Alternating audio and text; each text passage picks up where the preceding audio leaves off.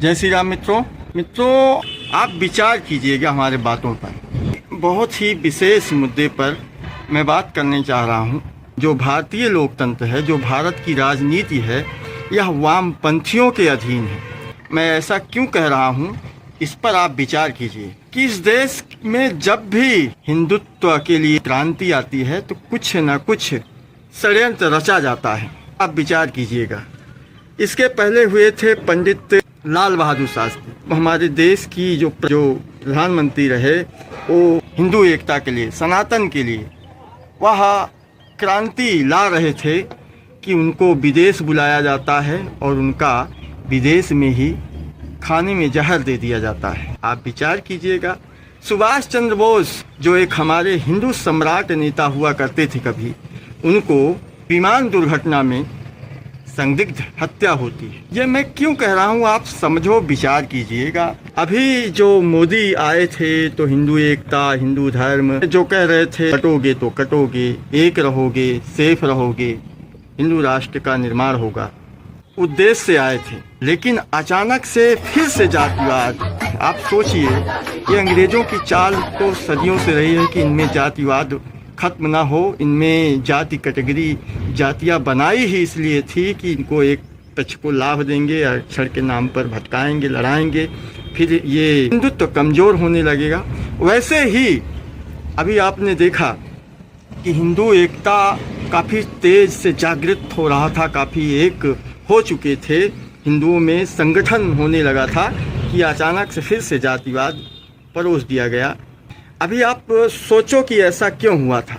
अभी जो टैरिफ का दबाव बनाया गया, भारत पर आक्रमण का दबाव बनाया गया, यह सब इसी का उद्देश्य था। आप समझिएगा, जो प्रेशर दिया गया, बुलाया गया होगा, वहाँ पर दबाव दिया गया होगा कि आप मैं जो कह रहा हूँ उस उद्देश्य से आप कीजिए, नहीं तो आप मिट जाओगे। और वही फिर हो रहा है। अब देखो, जातिवाद करने लगे। कैसे स्कूलों में ब्राह्मणवाद की आज़ादी, जेएनयू के छात्र ब्राह्मणवाद की आज़ादी, मनुवाद से आज़ादी। अब ब्राह्मणवाद क्या है? ब्राह्मणवाद वही है जिनको होली में पानी कम पड़ जाता है, दीपावली में प्रदूषण हो जाता है, उसी से आज़ादी चाहिए इनको। कह रहे हैं ब्राह्मण से नहीं, ब्राह्मणवाद से आज़ादी चाहिए।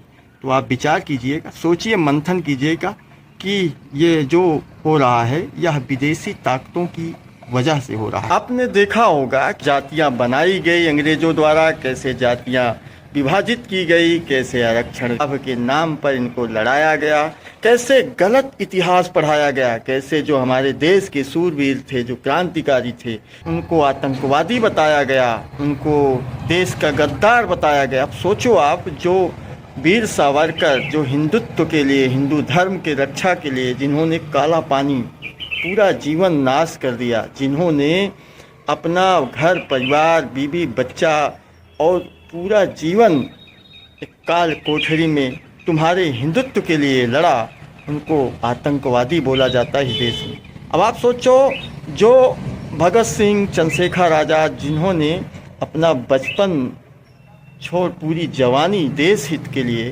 कुर्बान हो गए, शहीद हो गए, उनको आतंकवादी बोला जाता है हमारे ही देश में। ये क्यों? या एक क्रोनोलॉजी है। अभी आप देख रहे हो कि कैसे कि जो मंगल पांडे था, वो नशेड़ी था, वो गांजा पीकर गोलियां चला दिया, इसलिए उसको पहला क्रांतिकारी बता दिया। भगत सिंह, चंद्रशेखर आज़ाद गुंडा था, वो तो बम ब्लास्ट करता था, इसलिए वो उसको क्रांतिकारी बता दिया। अब आप सोचो, इस देश में महारानी लक्ष्मीबाई, महाराणा प्रताप, शिवाजी महाराज, मतलब आप सोचो कि हिंदुत्व के जो प्राण हैं, रामकृष्ण को भी काल्पनिक गाली दिया जाता है। ये क्यों? यह वामपंथियों का एक षड्यंत्र है। और वामपंथी हमारे देश में जो राजनीति है, वामपंथियों के कब्जे में है। आप विचार कीजिएगा, समझिएगा। अभी बहुत से इंस्टीट्यूट में जो आईएएस की तैयारी करवाने वाले प्रोफेसर हैं, वो कैसे डिस्क्रिप्टिव जाति में लड़ाते हैं। जो हिंदुत्ववादी बच्चों का, जो इनके इंस्टीट्यूट में जाते हैं, वो फंस जाते हैं, उनका माइंड वॉश किया जाता है। उनको हिंदुत्व के विरोध में, धर्म के विरोध में इतना कूड़ापन भरा जाता है कि वह खुद धीरे धीरे कन्वर्ट हो जाए। और ये आरक्षण क्यों दिया जाता है? आप सोचो, आरक्षण इसलिए दिया जाता है, इनको जातियों में बांट कर इसलिए रखा गया कि बताते हैं कि आपका उसने शोषण किया, आपके आरक्षण का वो दुश्मन है, और वो दोनों में आक्रोशता फैल जाए और विरोध पर वो धर्म छोड़ दे, हिंदू छोड़ दे, हिंदुत्व छोड़ दे। तो यही सब मंशा से यह सब हो रहा है। अभी देखो, समाज का एक सबसे बड़ा तबका है ओबीसी समाज, जो इन्होंने जिनको ओबीसी समाज में बांट रखा है। अब ओबीसी समाज को तोड़ दो तो हिंदुत्व खुद ही खत्म हो जाएगा। कैसे? उनको एक लालच दे दिया गया, यूजीसी में आप भी रहो, आपका शोषण ये 3% 2% ब्राह्मणों ने किया। तो ये क्या होगा कि अब वो खुद अपना ही विरोध करने में उतर आए कि भाई हम हिंदू नहीं मानेंगे, तुम हमारा शोषण किए हो। अभी आप देखा कितने लोग मुस्लिम धर्म में, कितने लोग वामपंथी को अपना लिए इसके विरोध में। यही सब तो षड्यंत्र है। अभी आप देखो, एक जो अजीत भारती है जो उसने यूजीसी पर अच्छे से विश्लेषण किया। उसने बताया कि यूजीसी से साइड इफेक्ट क्या क्या होगा देश के लिए, हिंदुत्व के लिए, धर्म के लिए। उसने बताया कि इसमें अशिक्षा, इसमें अज्ञानता फैलेगी, इससे जो देश की युवा शक्ति है, जो देश का प्रसिद्धियां हैं, ज्ञान, शिक्षा, हुनर, योग्यता का दमन होने लगेगा। तो उसका आप देख लीजिए, उसके आईडी पर आप जाकर देखो कैसे बीजेपी के पूरे आईटी सेल उसको गाली देने में लगे हैं। आप जाकर देख लो। और वो आईटी सेल जो भारतीय भी नहीं है, वामपंथी विचारधारा के, जो आईडी लाग करके उनको छेक रखा है। आप एक बार अजीत भारती के आईडी पर जाओ और देखिए कैसे, जबकि वह न सवर्ण है न ओबीसी है। वह यह जो सरकार जिसको दलित मानती है, वह उस दलित समाज से आता है। वो एफआईआर कराने पर, उसको फंसाने पर, उसका मुंह बंद करने के लिए पूरा आईटी के षड्यंत्रकारियों ने छेक रखा है। एक बार आप उनके आईडी पर जाकर देखो कि कैसे कैसे उनको गाली दिया जा रहा है। पंजाब में वामपंथियों ने कई थानों में उनके नाम एफआईआर भी करा रखा है। आप सोचिएगा, मंथन कीजिए। अगर आप हिंदू हैं, हिंदूवादियों की सरकार जो हिंदुत्व जगाने के नाम पर आई, कैसे जातिवाद करने लगी, कैसे जातिवाद छेकने लगी। अभी ऑस्टिन की जो फाइल खुली है उसमें क्या क्या हुआ, तो कहा गया होगा कि आप जो मैं कह रहा हूँ उस हिसाब से करो, नहीं तो खैर नहीं होगा। इसके पहले भी कई जो भारतीय, जो राष्ट्रीय भक्त थे, सुभाष चंद्र बोस को कैसे विमान दुर्घटना में हादसा करवाकर मार दिया जाता है। एक हमारे पंडित लाल बहादुर शास्त्री थे, उनको जहर दे दिया गया। आप खुद समझदार हैं। और ये जो जातिवाद का विक्टिम किया जा रहा है, ये आपको मिटाने के लिए है। बाकी भाई ब्राह्मण कितने % है ये जानते हैं कि अगर ये इनको बांट देंगे, इनको काट लेंगे, तो खुद ब खुद ब्राह्मणवाद भी मिट जाएगा, ब्राह्मण भी खत्म हो जाएगा। तो हिंदुत्व अपने आप ही, सारे वामपंथी विचार, पूरा देश वामपंथियों का हो जाएगा। यही सब षड्यंत्र है। आप देख रहे हो कि आज 40% हिंदू, जो हिंदू तो है लेकिन हिंदू अपने आप को नहीं मानता, वो हिंदू संस्कृति को नहीं मानता, हिंदू तीज त्योहारों को नहीं मानता, हिंदुओं को ही गाली देता है। आप देख रहे हो 40% ऐसे। और किस कारण से हुए?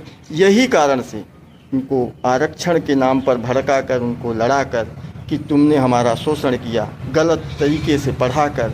अब आप सोचो, ब्राह्मण अगर जातिवादी होता तो भगवान क्षत्रिय, भगवान राम को वह भगवान नहीं कहते, और जो यदुवंश कुल के भगवान श्री कृष्ण, जो योगेश्वर, जो धर्म की स्थापना की, उनको भगवान न मानता। वो रावण को भगवान बना दिया होता, क्योंकि ब्राह्मण कभी जातिवाद है ही नहीं था। इसको तो सिर्फ इसी के माध्यम से तोड़ने का, देश को गुलाम बनाने का षड्यंत्र चल रहा है। समझो कि इस देश में कितनी वामपंथी विचार के लोगों ने कितने बाबा तैयार कर रखा है।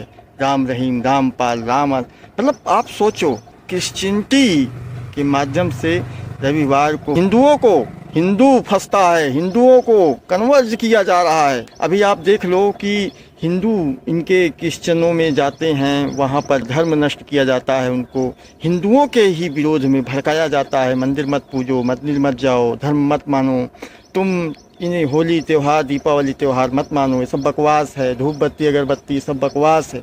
या एक आप सोचिए, ऐसी ऐसी विचार दिया जा रहा है कि लोग खुद भटक चुके हैं।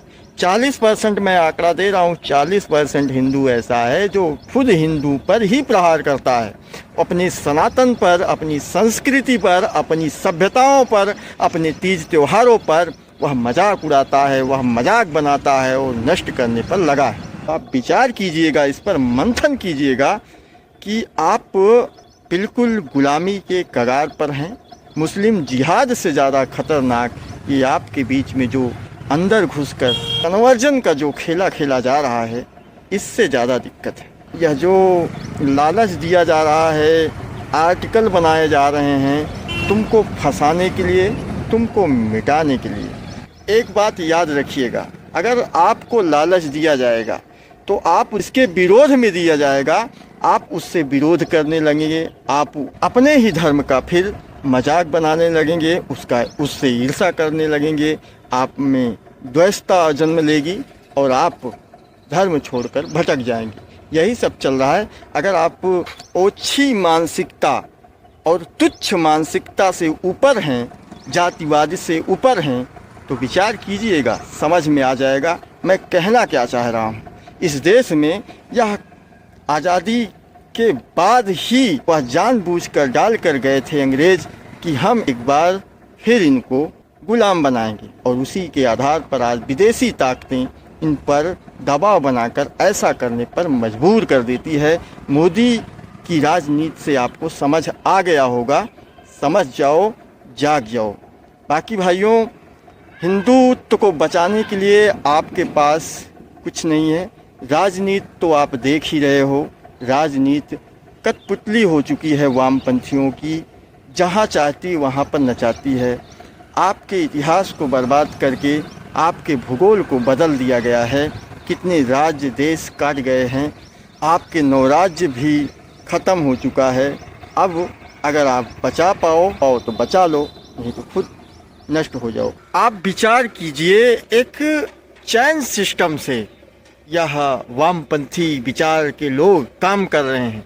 आपने देखा होगा कि शिक्षा के माध्यम से कितने विकास दिव्यकीर्त, अनिल शर्मा जैसे जो IAS की तैयारी करवाते हैं, जो बड़े बड़े मतलब उच्च हायर एजुकेशन के लिए जो तैयारी करवाते हैं, वो लोग वामपंथियों के लिए काम कर रहे हैं। बड़े बड़े कैसे आप देख लीजिए, पत्रकार जो रवीश कुमार है, जो बहुत सारे यूट्यूबर आप देख रहे हो, प्रशांत बौद्ध हो गए, लक्ष्मण यादव हो गए, मतलब आप सोचिएगा कि एक चैन सिस्टम है। एक आप और देख लीजिए, जैसे अभी जो बाबा रामपाल बाबा जैसे लोग, या आप कह सकते हो कि जो अभी संडे का रोज चलता है, हर रविवार को ये हिंदुओं को बुलाया जाता है, वहाँ से जिनके कन्वर्टेड जो लोग हैं उनसे कहा जाता है कि आप एक हर रविवार को एक नए हिंदू को लेकर आओ, उनको कन्वर्जन करना है। यह षड्यंत्र चल रहा है। आपने देखा होगा कि एक सारी चैन के सिस्टम से काम हो रहा है। आप समझ लीजिएगा कि आपका 40% हिंदू वामपंथी विचार में जा चुका है, और वह हिंदू का विरोध चाहता है, मंदिर का विरोध करता है, आपके तीज त्योहार का विरोध करता है। आप सोचो, कितने से बड़े पंजाब जैसे क्षेत्र को 90% जो सिखों की आबादी थी, वहाँ पर आज देख लो कि 80% आज वामपंथियों का, मिशनरियों का चर्च है। कितना तगड़ा षड्यंत्र चल रहा है इस देश में। बाकी आप समझदार। जय श्री राम, हर हर महादेव।